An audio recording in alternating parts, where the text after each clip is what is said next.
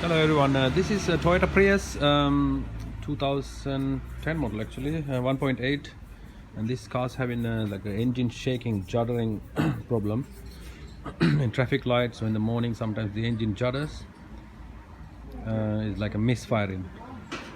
The problem is causing by the blocked valves and things like this, coolers, EGR related, and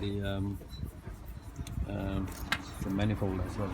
So we clean completely this manifold, carburetor clean,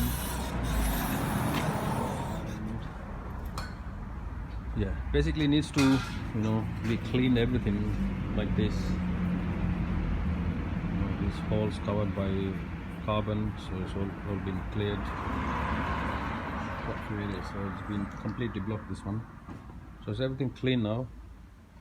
You can do it yourself, but basically by one day job this is. It's good to put a new EGR valve as well, same time, but cost is very high for a EGR valve. So we do refurbishment of EGR valves, and it works most of the time. So if you need our help, we are Mrcarmax Limited, Harrow. These are our details. Normally for this completely carbon clean, or each pipes and all the manifolders, we charge about £300. So if you need our help, please call us. Thank you.